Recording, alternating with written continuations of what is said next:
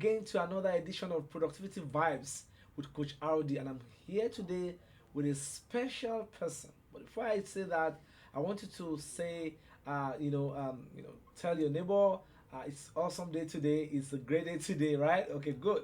We're an Afro Vibe CV, and it's going to be an awesome time one more time. Today I have Rich Ruble, and he's an intellectual property, expert, lawyer, consultant, as you may want to say. He has about 20 years experience in this field, and I remember we met at the Faith Driven Entrepreneur, network, sometimes back, and today is my guest on the show. Welcome, Rich. Me, how's it going, man? Good to Good to see you. see you. Good to see Yeah, you, brother. great to see you. Thanks for having me. Right. So let's have a bit background about you. Tell us about who is Rich Ruble. Well, first it's Ruble. Ruble. He always gets me on that. I get And so I'm an engineer that turned to the dark side, became a lawyer. So I have a civil engineering degree, I have a law degree, and then I have a master's degree in management of technology. Okay. And so what I ended up doing was what we call intellectual property, which is trademarks, copyrights, patents, stuff like that. Mostly for companies, but like you said, we met at the Faith-Driven Entrepreneur. Yeah. And so I'll help entrepreneurs quite a bit, startups, existing companies, large companies, small companies. Really, everybody needs Yeah. what we do. And so, anything I can do for them, I do. Awesome. But it's a lot of technology. Like I said, technology management. I know. Now, before we go deeper into that, I want us to look into, because this is a productivity vibe. It's more on productivity for startups, for individuals, for professionals. Talking about how can I be productive? Can I do much more than I've been doing? So I would like to ask you, what is your own, productivity strategy? How do you get things done? Let's our viewers. Okay. Well, to be honest, what I do is I put the Lord first in everything that I do, and He helps me with perspective. I think perspective is the key. Yeah.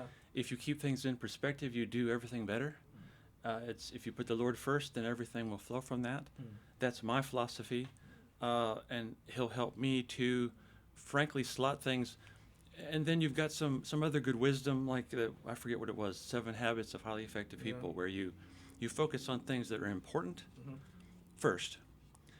Ideally, you don't want to do the urgent stuff. You don't want to wait on the urgent stuff either. So, is it important? Is it urgent? If it's both, you get on it. Kill it. But ideally, you don't let it get urgent. Now, sometimes that happens in our field, Yeah.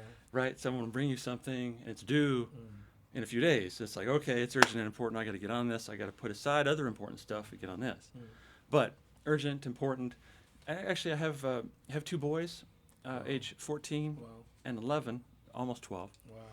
And so I try to teach them that, and one of the ways we did that growing up, they would want to come by my office door, and they just want to come in. And I say, okay, is it important? Is it urgent? Yeah. If it's not, you wait. You don't Okay, talk don't about it now. don't even knock on the door if it's not important. I got you. Now, I know because of your experience in the corporate world, and then now you have your own firm. What do you think are 3 most important productivity strategies that's worked for you? 3. Well, I would say efficiency. Efficiency is key. You need to be efficient. You need to, and if we're gonna go buzzwords, focus. Focus. Right, efficiency, focus, and importance. You gotta deal with the important things. Also. But I will say, the buzzwords sometimes aren't as helpful as we would like. They're kind of inspirational, but they don't really tell us what to do. It's like, be more focused, True. But okay, how? So hopefully we'll talk about this, some of the stuff that I do, and I know you'll love this because you're a productivity guy. Yeah.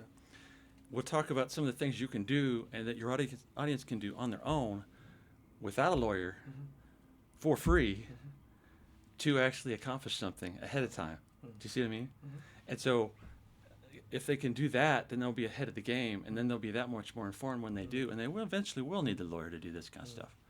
But the more they can do on their own, and I know that probably sounds weird. Awesome. I'll get a weird look from people I talk to. They expect the lawyer to say, no, have me handle everything. And that's true. There are some things that lawyers should handle. But there are also some things you can do yourself. Nobody knows your business better than you. I got you. Right? I got you. Yeah, I got you. Now, taking it from there, things that lawyer can do for you. One of them is intellectual property, and then I know you are an expert in this area, and I know our viewers are asking, "Oh, intellectual property, how does it affect my business?" Some don't care, some don't really bother. But I know we've had this We talk. we joked You know, about talked this. about this. You know, We were joking about this and before. you educated me, and that's why I'm bringing you. Well, here. yeah, it And I was, can imagine a lot of people are like me. I didn't need to do that. So now, give us a background to why intellectual property is important to business productivity. well, it does matter what you're doing, right? But the real key thing for everybody is a trademark. No matter what you do, Trademark. every business, I don't care what you do, I don't care where you are, trademark is important. And we talked branding. Yeah. Branding is the buzzword that Good. matters to me. Yeah. If you get that wrong, so let me give you an example, okay? I come up with the greatest car in the history of the world. I am the man. I got the car. It's awesome. It's the best car ever. And I call it the Lemon. Am I going to sell it? Lemon. Mm-mm. I'm not going to sell it. Then, okay, well, how about if I call it Tesla? I'm going to get sued. Somebody's already taking that space. So what that shows you is, so the lemon shows you it's a bad from a marketing standpoint. So you need something that's good from a marketing standpoint. But then Tesla, you need something that's good legally. You don't want to get sued, and you don't want to have a bad. You want to be able to sell your product. So you need both, and that's where we come in. And actually, to be honest, what I do, I'm a tech guy. Okay, I'm technology I'm guy. surprised too. Okay. Tech, law, patent. Well, How do so you find yourself? you're very, Match them together. he's too kind, very kind. But so what I'll do is I'm not the creative, drawing art guy. I'm not good at that. So what I do is I send people, if they come to me up front, I can send them to someone who is cost effective and extremely creative, and have them help. To help them, and so the person I'm thinking of is Rachel Kennedy. She's with an outfit called Southern Lighthouse, and she is extremely creative and very cost effective, which you usually don't get both, right? There's lots of creative people, but they're not cost effective. But what we do is we collaborate, and so I've taught her about trademark stuff, and she helps me with creative stuff, and so I'll send people to her. They'll help these potential clients that aren't my clients yet pick their trademark, and then they'll have me protect it and file for it and get it squared away for a minimum of the cost. The other thing we were talking about before the show was what so many people do. So they think intellectual property, or in this case trademarks, is optional, right? I'm going to pick my business name. I'm going to start. I'm going to start selling. I'm going to do my business. Yeah. Right? Get money, Right. money. And we love that, right? That's, we want to fire it up and do the thing and go for it, right? But what happens is, eventually, I will hear from you. Because if you do that wrong, you will eventually down the road, it's usually 3 to 5 years, sometimes 2, where I'll hear from them and say, hey, I know we talked back in the day, I didn't do anything, but now I got a problem. Either someone help. And then I say, well, I'm sorry, remember when I said it cost 10 times more to handle it later? I got you. Get ready to pay 10 times more. And we won't actually get to fix it perfectly. But if you do it up front, if you do it from the beginning, you can do it cost effectively, get it right from the front, and then every dollar you spend is going to enhance the value of your company. It's a value enhancement. Thank you. Then it's going to reduce your exposure to litigation. It becomes risk management. Because if you pick the wrong, let's say in our example, you pick Tesla, you're going to get sued. Yeah. And so every dollar you spent on that mark is going to be useless, and you're going to have to do it again. You're going to have to rebrand later. True. So you have to pay for the lawyers to deal with Tesla. Then you'll have to pay for the lawyers to deal with the rebranding and the marketing people after the fact, after you've already spent a bunch of money on your first trademark. That's true. I agree with you. And because somebody can have so much wonderful ideas, but you are not protecting it. Your ideas can be vulnerable. Your ideas can be stolen. Your ideas can be challenged. Your idea can be sued. I mean, that's what I'm hearing from you. And you can have, good ideas, but legal tussle. It's like anything else, as you know, do it right from the start, and you'll save headaches going forward. And you'll save money, because you won't have to pay so much after the fact. And so it's not, and this is something that I try to help people with too. The natural thing is, oh, I've got to protect it. Yeah, that's good. But if you do it right, it's not just protection, it's value enhancement. It's value driven. It becomes a value added proposition where most of us lawyers are just cost, we call it a cost center. You have to pay us and you get nothing. If you do this right, especially with trademarks, if you do it right, it becomes where you actually gain from what? So you pay me X and you actually gain after the fact. You give it time, all your investments actually enhance your value. Yeah. And that is not normal. That is not what we as lawyers typically do. Okay, so I want us to take it further. And just because some of our viewers too, like me, who are asking what difference between trademark, copyright, patent, idea protection. Can you just give us a brief education? I always joke. Not an MBA class. I always joke when someone asks me that. Have you had your coffee? Okay, because it can get pretty boring. I'll try to make it quick. Okay, so trademarks is basically every business is the name that you're using before the customer. Tesla we mentioned, right? That is the name the company uses to describe not only their company but their product, right? The Tesla car, right? Yeah. Copyright deals more with protecting your creative expression. So, this podcast is being copyrighted because it's being recorded. So it's copyrighted as we speak, meaning that and I don't have the rights, I'm the guest. The owner of this podcast is having the copyright rights to this podcast. And so that's where copyright would come in. Movies, books, speeches, whatever it is. If I'm taking notes, once I write it on the piece of paper, it's copyrighted under the law. Now, in order to sue, you have to actually get a registration on it. But we don't need to get into all that. Then you got patents, okay? Patents are kind of the sexy IP thing that everybody talks about. So that's if you have an invention, an idea. That's idea protection. So copyright is protecting the creative expression, right? Art, right? Patent is protecting the idea. So like if I came up with the car example, protecting how the car functions. And there's different types of patents that I won't get into, but there's the kind that protects how it works, which is what most people think. And then there's one that protects how it looks.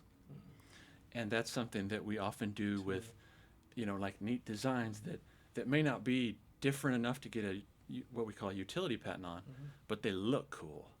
And if they look cool and they're distinct, we can actually get a design, what we call a design patent on the way it looks to keep people from what we call knocking it off, which is basically copying it and trying to sell it under a different brand. So if you do your trademarks right, though, this is the other thing. If you have a patent, if you have an idea, it may not be patentable. It may not be new. Now, I'll do this too. I'll come up with some neat idea every couple years. So I'll do my own searches to see if it's patentable. And almost always, it's not. I'm always like 18 months late. Someone else already came up with it 18 months ago. I'm like, oh, man, my idea, I can't get a patent on it. Well, what do you do if you can't get a patent on it? What if you have a great business idea but you can't get a patent? You do trademarks and you become first to market.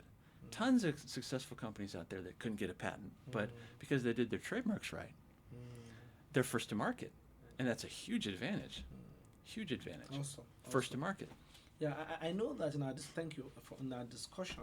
We talked about trademarking the name of the organization, and then let the name now cascade into the products or services being rendered. In my own case and all that. So, what is the easiest way, or what is the fast food that ideally what you get what I'm saying, that an SME who doesn't have that big money, what does he have to do? Ideally, what you if you can't do anything else, do the trademark. And ideally, again, you'll save money if you do it up front. Do that when you're doing your corporate entity. When you're making your corporate entity, you need to decide what to call it. If you do it right, you can just call your corporate entity what your trademark's going to be, like Tesla, right? And then you get it all done up front. You're protected up front, and you just sail on.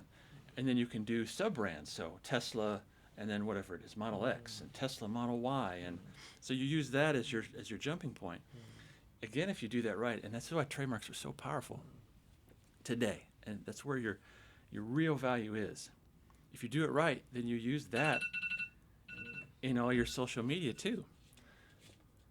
see, trademarks is how you protect social media, like hashtags Yeah, and stuff. I mean, I was going there, and going to social media, I see things are really changing.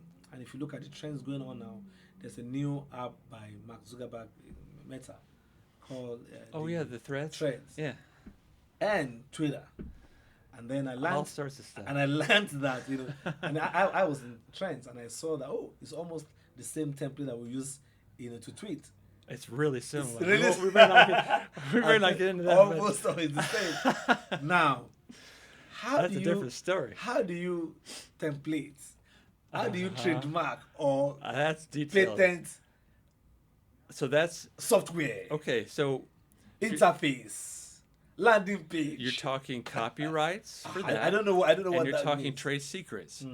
And what you're talking about, and I saw a cease and desist letter from it was from Twitter to the Meta folks, basically saying, hey, a lot of your people left Twitter and took our stuff, and we think you're using it to make your Threads app. And so I didn't memorize it, but that's the kind of stuff you got to watch out for. If you can't steal trade secrets, and that's a whole nother realm that I doubt your audience wants to get into that kind of detail. But trade secrets is another major area of what we call IP, intellectual property, which is basically if you have something that you can't patent it, and it's not copyrightable. It's like the McDonald's secret sauce for the Big Mac, the trade secret. It's like, here's their recipe. That's what you would do. If it adds value by keeping it secret, it's a trade secret. Wow. Thus, it has value legally.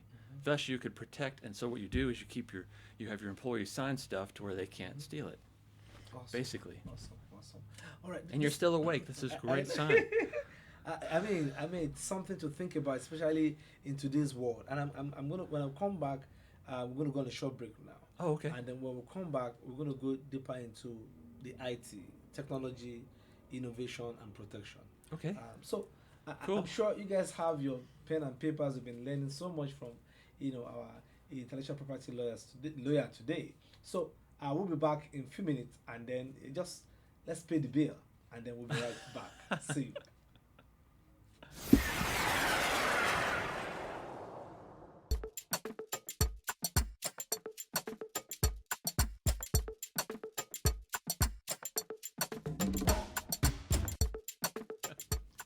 Welcome back. I'm sure you are excited. So what's going to happen in the next, session? Yeah, we're going to go down into it right now, and just keep in there, keep writing down, keep learning. It's going to be a great time. All right, Rich. Now we're in the world of intellectual property. Technology, information technology, and intellectual property is being talked about here and there. But I see that we've checked our apps. Either the Apple or app, or you check the Windows Store and all that. You find tools doing the same thing, but with different names. And you're like asking, who is the original owner of this idea? Yeah. So what are we protecting? Is it the name? Is it the context? Is it the content? Or both? Or all? That's a great question. And how do I differentiate myself from other? I mean, in the IT world, who owns what? Well, you see, he actually answered the question there. He didn't really catch that he did. So he said, we're doing the same thing, but with different trademarks. I got that. Okay. You get that? So he's on the ball here. So the bottom line, he's actually listening. Yeah. Bottom line is, a lot of similar stuff is out there. How do you differentiate yourself? You just basically reinforced exactly what we were talking about. If you just do stuff and, my stuff is great, and you don't differentiate with your trademark, you got a problem. Because there's another app that does the same thing. That's why trademarks are so powerful. If you do it right, you have a good one. Let me give you an example back to trade. I hate to keep going back to trademarks, but that's actually where you need to go. This other stuff is so complicated, and it's not cost effective. Okay, filing patents is extremely expensive, takes forever, and often you won't get anything. And if you do, chances are I can design around it. Okay, just as a former engineer, patent attorney, I can probably design around it and make it worthless. Let's be honest. So patents are usually key if you're a pharmaceutical company. Those are if you're one of them, sure, file your patents, go crazy. The rest of us, trademarks are where it's at. So let me give you some insight onto trademarks, which is the way you differentiate your stuff. Okay. Number one, you don't want to go with descriptive stuff, which is what people typically want to do. Yeah. So I run an ice cream store, and I call it ice cream store. Okay, Yeah. it's descriptive. It says what your product is. Thus, it's not legally capable of functioning as a trademark. Thus, it's a bad trademark. Thus, if you have it and try to use it for a long time, you're eventually going to run into trouble because other people are going to use ice cream store True. legally, and then you're going to wind up in court. Now, lawyers love this. Okay, they love descriptive trademarks because they're always in court. And guess what happens in court? The lawyers make lots of money. Okay, so avoid descriptive stuff. Have something that's not descriptive. And let me give you an example, though. So let's think Exxon. Now, did you think of oil and gas when I said Exxon? Okay, but Exxon we call arbitrary because it doesn't tell you anything about the goods or the services. Yeah. It has nothing to do with anything. The reason you thought oil and gas is because they spent so much money on advertising. In our face. Okay, which is not what you want to do as a startup, True. right? Yeah. So what do? Go with something suggestive. What we call suggestive. Think igloo coolers. Igloo doesn't come out and tell you what the product is. Yeah. Excuse me. But it suggests it. Do you see? It suggests a cold enclosure, igloo. But it doesn't come out and tell you. Yeah. So you're the customer's halfway there before you even drop $1 on any advertising. So if you can pick something suggestive, you save, number one, it's protectable as a trademark because it's not descriptive. But it's not arbitrary, so you don't have to spend as much to get it in the mind of the consumer. So it's cost effective if you can go suggestive. Awesome. I love that. And I think the gray area here is technology, and that takes us to AI, the artificial intelligence. Oh my. So the artificial intelligence, I mean, I don't want to mention any brands here. They give you so much information, and those information are from other people's content. Oh, he's going right. So He's. we We haven't talked about this before. We didn't talk about this. I mean, we didn't. He's already on. He's I going in the right know. direction. We haven't talked about this. So for AI, for the advent of AI, we can't run away from it. The world is moving, it's becoming more complicated every day. How do you protect yourself from being armed by AI exposure? Okay, so AI Because again. we have to use it. It's complicated. Okay. Okay, good. So, if you do it right and understand, it's going to be a good thing. And I think it's neat. I think it's cool. I like it. But there are pitfalls, and no one is talking about them. Number one, if let's say Chat GPT, let's say I use Chat GPT, and I have it prepare a brief that I file to the court.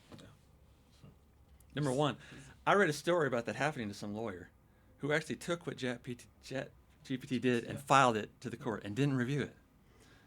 It had gibberish. It was just the cases weren't real, just all sorts of stuff. I'm not going to mention any names because I don't remember them, but you never want to just blindly follow the AI. Number one, because what the AI creates, if you don't do anything to it, there's no creative expression on your part as an author. Thus, arguably, the computer owns it, the computer program, because you didn't do anything. You just said, prepare something, and it searched. So the first issue with AI is ownership. Who owns it? So if you use it, you need to be sure that you actually do something that constitutes creative expression so that it's copyrightable by you. So if the AI creates my notes, they're not copyrighted. I'm not the author. Okay? I need to add to it, change it, massage it, do something where, I did something where I can say I'm the author because I did something to it. It's okay to use AI, but you can't just blindly, because you're not going to own it. Now, the other issue that no one's talking about is the potential liability that you may have if you don't understand what's going on with AI. So basically, AI is just a computer program that updates itself. I mean, AI sounds all technical and it's so, all it really is a program that updates itself a lot. Okay, so it takes it generates a database of information that it gets from somewhere, and that is key. Where does it get it? If it's from a public database, and there's copyrighted stuff in that database that it draws from to create whatever you have it do, there is a potential copyright claim on the people that own the thing it drew from against you, possibly. Okay. So you need to understand that if you're going to use AI liberally, number one, you need to change it. That will help with ownership. Number two, it will help with, hey, it's sufficiently different from whatever the AI drew from to create. And that's a long conversation. I don't know if you want to get into all that, but the bottom line is, if I'm going to use AI, I'm going to make sure that I've got protections in place and I know what it's accessing to create when I'm asking it to create. If it's drawing from, let's say, my personal database, no problem, because I own that, Yeah. right? If it's drawing from public, and it won't say, and a lot of these guys won't say, we have cleared that there's no copyrightable content that we're using. So in that case, can I put that this information is taken from AI? Would I be exonerated if I do that? I will not be sued. The AI company will be sued, or both of us will be sued. Who is to be sued? Well, in this case, so the person who would be sued is whoever's making the money off of whatever's created. Okay, that's just the world we live in. If you're creating a bunch of stuff and there's no money involved, no one's going to bother coming after you. That's the world we live in. So they're not going to bother. Probably the AI is not actually. It's just generating it. It's not actually putting it in commerce. It's not using it. It's just generating it. Yeah. So you don't sue the AI company for generating something that does not make any money.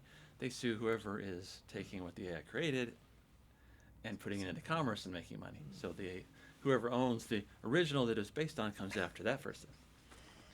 So with respect to AI, you got to be careful. I got you. It's very interesting. Now, I wanted to look at one end, which I think my viewers are asking. How can I be sure that this thing I'm going to is protected? How can I interact with other people's business or ideas? What we've talked about my protection now. What about how would I not infringe on other people's trademark, copyright, intellectual property? How do I know, and what do I need to do to be safe? Okay, so again, lots there. Let's go trademarks as a starting point.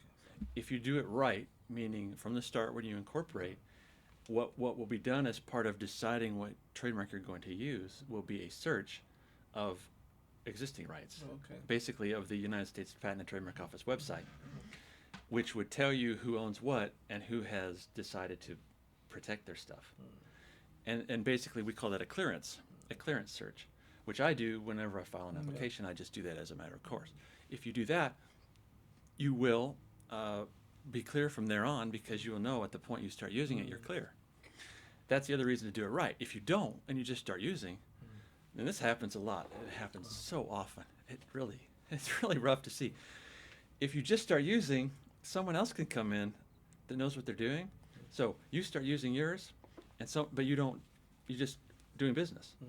Someone else comes in, gets with me, we file. We get rights. Even though you start using first, we're going to develop what we call superior rights to that eventually. So it's a first to file system. So if you don't bother to file. So really the easiest thing to do is to do it right from the start. If you do, and this is interesting, and I should say this. So I was a big firm guy. I was with Vincent & Elkins and Jackson Walker for 10 years. Then I started my own firm, and back at Vincent & Elkins and Jackson Walker, I did litigation, right, as part of my practice, which is good. And people now that I work with my own firm, they'll say, hey, do you do litigation? I say, well, I haven't had to. And they're like, what do you mean? And I said, well, if you do what I tell you. So it's the answer, it's exactly what we're talking about, the trademarks. If you do what I tell you from the start, we got it. I mean, it's yours. We filed for it. We know no one else owns it. You're covered. And so when and if things happen down the road, and they probably will, we call them the flies. The flies will come. That's what we call them, the flies. If you're doing something right, the flies will come. They will come. And so when the flies come, if you've done everything right, all you do is send them a letter and you say, here is what my client has, here is a copy of the registration. And guess what they do? And this has happened, I don't know how many times. This just happens again and again and again. I got you. They show it to a lawyer like me that knows what they're doing in this area. And that lawyer looks at what we've done, and they say, just stop, you're going to lose. And guess what happens? They stop. Because you did it right. Now, if you didn't do it right, which I've also had That's where the extra cost comes in, and costs more to try to fix it, Yeah, and you yeah. can't. Someone else files first. You can't fix that. Wow. You got to rebrand. Wow. Start all over again. It's really that simple. It's really, if you do it right, and this works with anything in life. If I do it right from the start, it'll pay off. It's like putting up a TV antenna. I hate doing it, and it's a pain in the butt. But if you do it, now you just sit back and watch TV. I know. Right? It's done. Good. But if Good. I wait, I have to keep You're working gonna on see it. the consequence of I have to that, pay right? the cable company, or I have to do the streaming or whatever. True. I know. So, All right. So let's wrap up this way. okay. In our world today, there's one of the things I talk about is collaboration for productivity. People collaborate now, so productivity is more enhanced when there's collaboration. There are two people, two organizations coming together. Okay. They become more stronger and they Good. do much more. Yes, that's than great. individual. Where does protection comes in? Well, it's where you got to. How? Yeah. Where's the thin line? Well, you got to get somebody that knows this area to look at, what's going on, and basically say, so let's say you're one of the companies, and you hire me, and I say, Remy, what do you want to do? And you say, here's what we want to do. Here's what they have that we need. Here's what I have that they need. Creating one product. Imagine they are creating one product. Well, and so if there's patentable stuff, or you basically, so if it's some kind of collaborative research development, you just prepare an agreement that says, here's what I own, here's what you own, here's what you can use, here's what I can use. You just set it up to where it's clear. When I take on a new client, I have them sign an engagement letter, and it makes everything completely crystal clear. I'm not your real estate lawyer. That's not what I do. Yeah. I'm your IP, Yeah. and even here's what I'm going to file. I'm going to help you with trademarks. So you set it up clearly so that it's in writing and clear from the start, and there's no problems. But I deal with that a lot. I had one a software issue with this incredibly creative person created software, didn't license it, and now has an issue 10 years later. Wow. They didn't do it right, so now we have to do more to fix it. Wow. That's awesome. That's revealing. And I think viewers are learning this, and I'm sure after this, this show, you're going to sit down and see how and why it's important for you to protect that idea. Now, before you go, I know you have happy, exciting moments. You had your birthday a few days ago.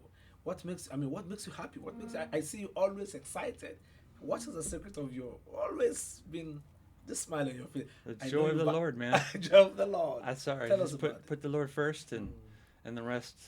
And that's just a principle I learned. It's a scripture. It's Matthew 6:33. Awesome. It's seek first the kingdom of God and His righteousness, and all these things shall be added unto you. And I just kind of stumbled on that. I was like, wow, that sounds simple, even simple enough for me to understand. Does that mean you don't have any challenge? You don't have any trouble coming in? No, you got challenges. And it's just you know the Lord's with you, and He gives you strength to handle it, and then teaches you stuff along the way. Where you actually learn important stuff is in trials, not good times. Good times don't teach you anything. It's just kind of oh yeah, that's nice. Trials is where you learn how to actually handle stuff. Like my boys, I mentioned my boys, 14, 11. Yeah. Hard stuff is where they learn stuff. Doing hard stuff with me, working out in the yard, in the heat, or in the attic, or whatever it is. Awesome. Hard stuff. Thank you, Thank you, very man. Thank you very much. Enjoyed Thank you. Pleasure.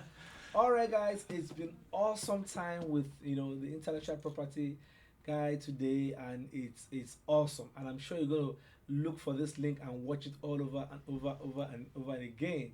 And till I see you next week, my name is Coach Remy Dairo, and my friends call me Mr. Productivity. And again, I want to say thank you very much for coming. Thanks, brother. Mr. Rich, pleasure Appreciate to it, see man. you again. Good to All see you. All right, do have a good one. Have a good one.